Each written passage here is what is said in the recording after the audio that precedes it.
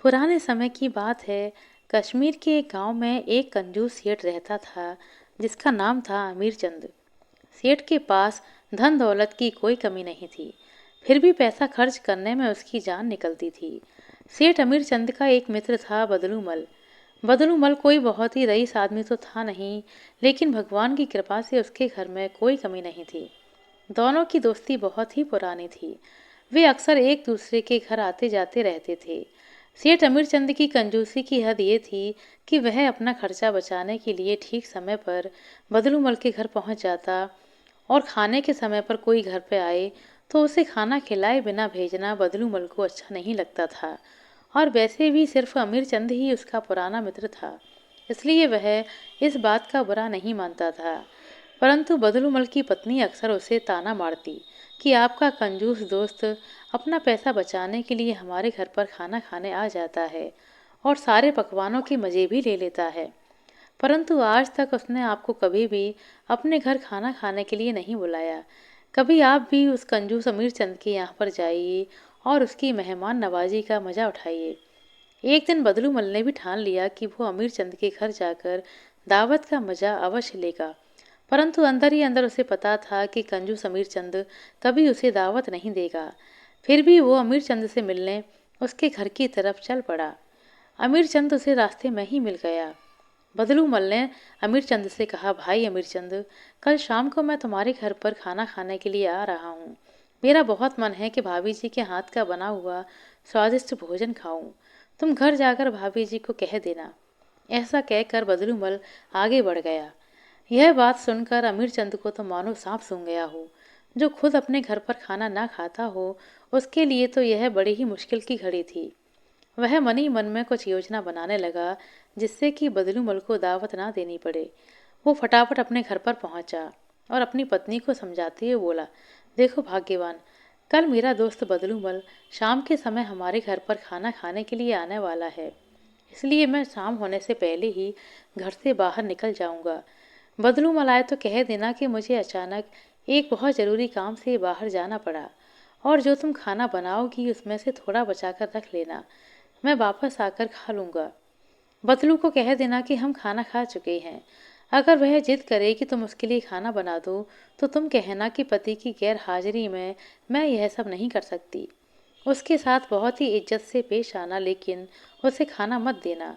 इस तरह से पत्नी को समझा बुझाकर अमीर चंद चला गया। शाम होते होते बदलूमल सेठ के घर पर पहुंचा तो उसकी पत्नी ने वैसा ही कहा जैसा सेठ ने उसे समझाया था। पत्नी ने कहा, मुझे बड़ा ही दुख है कि सेठ जी आज बाहर गए हैं। अगर वो घर पर होते तो मैं ज़रूर आपको मुर्गे की सब्जी बनाकर खिलाती, क्योंकि मुर्गा तो वही मारते हैं। बदलूमल समझ गया कि यह जरूर कंजूस सेठ अमीर चंद की चाल है, लेकिन आज वह मानने वाला कहाँ था। बदलू ने कहा, इसमें दुख की क्या बात है भाभी जी, सेठ जी नहीं तो मैं तो हूँ घर पर, खाने के लिए मुर्गा मैं मार देता हूँ।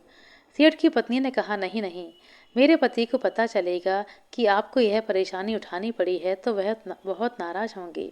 आप परेशान ना हो, जब सेठ जी घर पर आ जाएं आप तभी आइएगा। बदलू ने तपाक से कहा, अरे इसमें परेशानी कैसी, आप जानती नहीं कि मैं कितना मेहनती आदमी हूँ और कोई भी काम कर लेता हूँ। जब तक मैं मुर्गा मारकर लाता हूँ आप चूल्हा जलाइए, जब अमीर चंद आएगा तो मैं उसे समझा दूंगा। यह कहकर वह बाहर आंगन में घूमती हुई मुर्गियों में से एक मुर्गा उठाता है। उसने सबसे अच्छा वाला मुर्गा पकड़ लिया। अभी वह मुर्गे को काटने वाला था कि सेठ की पत्नी बोली, अरे उसे मत काटो, मेरे पति बस आने ही वाले हैं।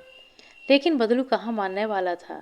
उसने मुर्गे को काट पीट कर सेठ की पत्नी को देते हुए कहा, भाभी जी इसे पका दो। अब इस मुश्किल से बचने का कोई और भी तरीका नहीं था, तो सेठ की पत्नी मुर्गा पकाने चली गई। अभी खाना तैयार ही हो रहा था कि सेठ अमीर चंद वहां पर आ धमका। उसे लगा था कि बदलू वापस लौट चुका होगा, परंतु उसे क्या पता था कि वह तो आज दावत करने की जिद लेकर ही आया था। बदलू को घर पर देखकर वो पहले तो चौंका, फिर अपने आप को संभालते हुए वो कुछ देर तक बदलू से बातें करने लगा। फिर अमीर चंद तुरंत रसोई की तरफ दौड़ा। उसने अपनी पत्नी से पूछा तो पत्नी ने उसे सारी बात बता दी। सेठ बोला, चलो इसमें अभी कोई ज़्यादा नुकसान नहीं हुआ, अब हमें इसे अच्छी तरह से सेंकना है।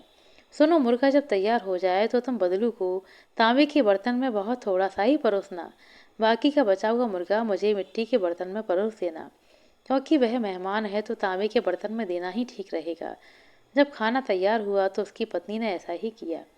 बदलू ने जब देखा कि उसे थोड़ा सा मुर्गा परोसा गया है और अमीर चंद के सामने बहुत सारा मुर्गा परोसा गया है, तो वह बोला, नहीं, यह नहीं हो सकता। मैं तांबे के बर्तन में खाऊं और तुम मिट्टी के बर्तन में खाओ, ऐसा कभी नहीं हो सकता। यह कहते हुए उसने सेठ के सामने रखा हुआ मिट्टी का बर्तन अपने सामने खिसका लिया और तांबे के बर्तन को सेठ के सामने रख दिया।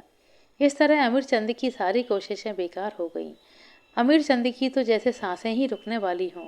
मामला हाथ से जाते हुए देखकर अमीर चंद ने अपनी पत्नी की तरफ देखते हुए कहा, कई दिनों से एक प्रेत हमारे घर को बहुत ही डरा रहा है। कई बार तो वह इस समय भी आया और उसके आते ही घर में अंधेरा छा जाता है। बदलू ने कहा, सचमुच? इधर पत्नी ने अपने पति का इशारा समझ लिया और उसने तुरंत ही लालटेन बुझा दी। लालटेन के बुझते ही घर में चारों तरफ अंधेरा हो गया। अंधेरे में अमीर चंद अपने मित्र के सामने से मिट्टी का बर्तन उठाने की कोशिश करने लगा, परंतु बदलू ने सेठ के हाथों की हलचल को भांप लिया। उसने अपने बर्तन को तुरंत उठाकर एक तरफ रख लिया और अमीर चंद को 2-4 थप्पड़ जड़ दिए। बेचारा अमीर चंद चिल्लाया, मर गया। सेठ की पत्नी चिल्लाई, तुम मेरे पति के साथ क्या कर रहे हो? बदलू बोला, नहीं नहीं, मैं कुछ नहीं कर रहा। वह प्रेत आत्मा मेरा खाना चुराने की कोशिश कर रही थी, बस उसी को थप्पड़ मार रहा था। यह कहते हुए उसने 2 थप्पड़ और अमीर सेठ चंद को जड़ दिए और कंजूस सेठ अंधेरे में मार खाता रहा। फिर बदलू ने अपना बर्तन उठाया और कहा, भाभी, मैं घर जाकर अपना खाना खा लूँगा। इस दावत के लिए आपका बहुत बहुत धन्यवाद। यह कहते हुए बदलू अपना खाना लेकर वहाँ से चला गया। घर पहुंचकर उसने अपनी पत्नी को सारा किस्सा कह सुनाया। उसकी पत्नी हंस हंस कर लोटपोट हो गई और कहने लगी कि आपने अपने कंजूस सेठ दोस्त को अच्छा सबक सिखाया है। इधर सेठ अमीर चंद को भी एक अच्छा सबक मिल चुका था। दोबारा वह कभी बदलू के घर पर खाना खाने की कोशिश भी नहीं करता था। उसे समझ में आ गया था कि कंजूसी करने का कोई फ़ायदा नहीं है। आशा करते हैं दोस्तों आपको हमारे द्वारा सुनाई गई ये छोटी सी कहानी अच्छी लगी होगी। कहानी अच्छी लगी हो तो कृपया लाइक कर दें, शेयर कर दें। चैनल पर नए हैं तो सब्सक्राइब कर लें। अपना कीमती समय देने के लिए बहुत बहुत धन्यवाद। मिलते हैं अगली वीडियो में, तब तक के लिए नमस्कार।